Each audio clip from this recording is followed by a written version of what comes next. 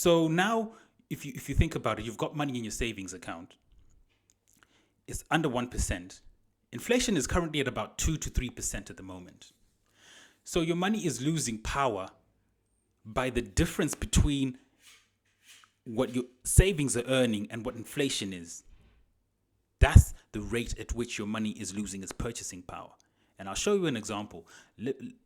Look at this chart and you see what I mean by how you can lose your purchasing power and how it's been happening over time. So if we look at this calculator, right, this is a UK inflation rates and calculator. It's a calculator for inflation rates, basically. So £100 in 1900 is equivalent to 13,000.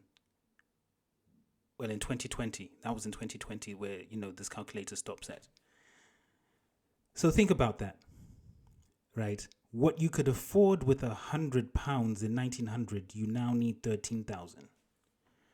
If you look at this, like the years and then inflation, you see that a lot of these years, like inflation is around, 5 to, even 9.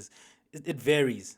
But all I'm trying to say to you is that in a bank account, in a savings account, if it's under 1%, if the interest that you're getting on your savings is under 1%, your money is losing purchasing power by these percentages all the time. So you're always under the inflation rate, which means that your money is not doing anything. It's losing value, right? This is how money loses value, right? So you have to think of it like, well, now that you know this, that how can I maintain my value and increase the value of my purchasing power? Well, it's simple. You take it out of your savings account and you put it in, you invest it into a stock or an asset that appreciates higher at a percentage rate that is higher than inflation. 10% is safe. But you can choose the assets that you want or the stocks that you want that perform even higher than 10%. There's many that you can choose from. But anything at least from 10% is better than leaving it in a savings account. It's a lie that saving is good, and it's already great that you have the discipline to save, but you are shortchanging yourself by putting it in the wrong place. You're not rewarding your discipline the right way, and this is how social classes are eroded. Because you've probably seen people who work certain jobs and then they can afford a certain lifestyle, right?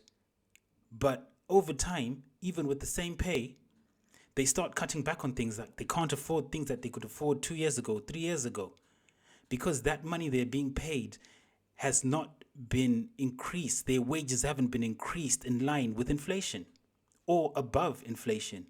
So each year, their salary is starting to kind of like get them less and less on the market. That's how social classes are eroded, and you start to see that middle class people start to slide into the poor class, the low class, or poverty class. This is what happens because wages, a lot of people's wages are only increased maybe after 4 years, 5 years.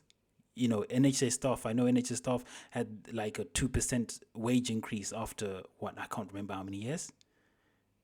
But is that really going to solve much problems? Because goods and services are going up annually. And inflation is up,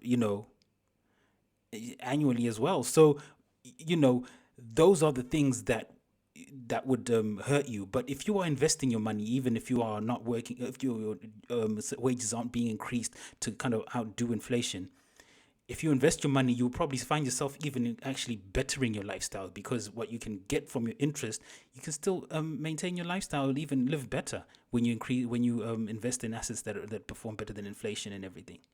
Okay, so these are the things that rich people know.